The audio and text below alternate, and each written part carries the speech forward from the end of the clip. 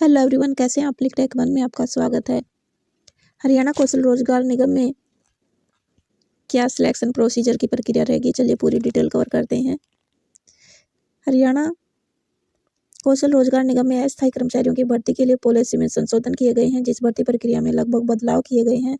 मुख्यमंत्री ने इन संशोधित पॉलिसी को मंजूरी दे दी है। जल्द ही जारी कर दी जाएंगी संशोधित पॉलिसी। वहीं शैक्षणिक योग्यता और प्रदेश सरकार के कार्य के अनुभव के अंक दिए गए हैं, जिसमें योग्य उम्मीदवारों को अस्थायी पदों के लिए भर्ती में मदद मिलेगी। मुख्यमंत्री अंत्योदय परिवार उत्थान योजना के तहत 50 अंक अब नहीं मिलेंगे। इससे पहले अस्थायी कर्मचारियों की भर्ती के लिए 150 अंकों की प्रणाली थी, जिसमें 50 अंक मुख्यमंत्री मनोहर अंत्योदय परिवार उत्थान के तहत दिए जाते थे। अब योजना में इस तहत मिलने वाले अंकों को हटा दिया गया है और कुल अंक 100 कर दिए गए हैं।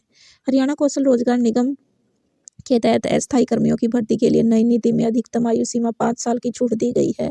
कर्मचारी अधिकतम 58 साल की उम्र तक सेवा में रह सकते हैं। HKRM के सिलेक्शन प्रोसीजर के तहत योग्यता के लिए अब केवल 5 अंक दिए गए हैं, जो पहले 20 अंक थे। कुछ मुख्य बदलाव किए गए हैं। नौकरी में आयु सीमा में बदलाव किए गए। न्यूनतम आयु सीमा 18 वर्ष और अधिकतम आयु सीमा 42 वर्ष है। इसके अलावा अनुभव के आधार पर 5 वर्ष की छूट दी जाएगी। अनुभव के आधार पर आयु सीमा में छूट के लाभ उठाने वाले उम्मीदवार किसी भी मान्यता प्राप्त संस्थान से डिग्री या डिप्लोमा होना चाहिए। उम्मीदवार को संबंधित क्षेत्र में कम से कम 1 वर्ष का अनुभव होना चाहिए। अनुभव के आधार पर आयु सीमा में छूट अधिकतम 5 वर्ष तक की दी जाएगी। यदि किसी उम्मीदवार के 5 वर्ष से अधिक का अनुभव है तो अधिकतम 5 वर्ष की छूट मिलेगी। यदि कोई उम्मीदवार 25 वर्ष का है, उसके बाद संबंधित क्षेत्र में 3 वर्ष का अनुभव है तो 3 वर्ष की छूट मिलेगी। इस प्रकार उसकी अधिकतम आयु सीमा 42 वर्ष से 3 वर्ष हटाकर 39 वर्ष की जाएगी। वहीं अधिकतर को सरकारी नौकरियों के लिए आवेदन करने के अवसर मिलेंगे। अनुभव के आधार पर छूट से उन उम्मीदवारों को लाभ मिलेगा जो अभी युवा हैं, उनके पास संबंधित क्षेत्र का अनुभव है। वहीं 2024 में पुरानी पॉलिसी के क्लोज 8.2 को हटा दिया गया है। इस क्लोज में कहा गया था, यदि किसी पद के लिए 1 से अधिक योग्य उम्मीदवार हैं तो उस जिले के अनुभवी उम्मीदवार को प्राथमिकता दी जाएगी। यदि उस जिले में कोई योग्य उम्मीदवार उपलब्ध नहीं है तो दूसरे जिले में अनुभवी उम्मीदवार को प्राथमिकता दी जाएगी। यदि दोनों जिलों में कोई योग्य उम्मीदवार उपलब्ध नहीं तो अन्य जिले में योग्य उम्मीदवार को नियुक्त कर दिया जाएगा। नई पॉलिसी के तहत 8.2 क्लोज को हटा दिया गया है। इसका मतलब अब यह है कि पद के लिए योग्यता के आधार पर उम्मीदवार को समान अवसर मिलेंगे। नई पॉलिसी के क्या लाभ होंगे? यह भेदभाव कम करने में मदद करेगा। उम्मीदवार को अपने कौशल और योग्यता के आधार पर नौकरी पाने का अवसर मिलेगा। इससे निगम में अधिक प्रतिभाशाली उम्मीदवारों की नियुक्ति मिलेगी। हरियाणा कौशल रोजगार निगम में 8.2 क्लोज से सकारात्मक कदम है। भेदभाव को कम करने के लिए प्रतिभाशाली उम्मीदवारों की नियुक्त करने में मदद मिलेगी।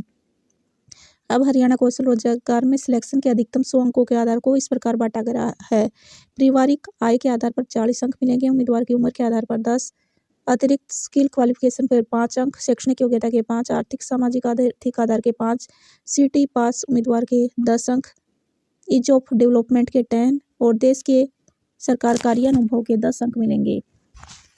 इस प्रकार कुल 100 अंकों के आधार पर भर्ती होगी। पहले कौशल रोजगार निगम के तहत नीति के अनुसार 100 अंकों के आधार पर चयन होता था, जिसे अब घटाकर 100 कर दिया है। सामाजिक आर्थिक अंक 10 इस प्रकार मिलेंगे। अनाथ होने पर 10 अंक मगर 25 साल तक के उम्मीदवार को मिलेंगे। विधवा होने पर 5 अंक और फादरलेस के 5 अंक दिए जाएंगे।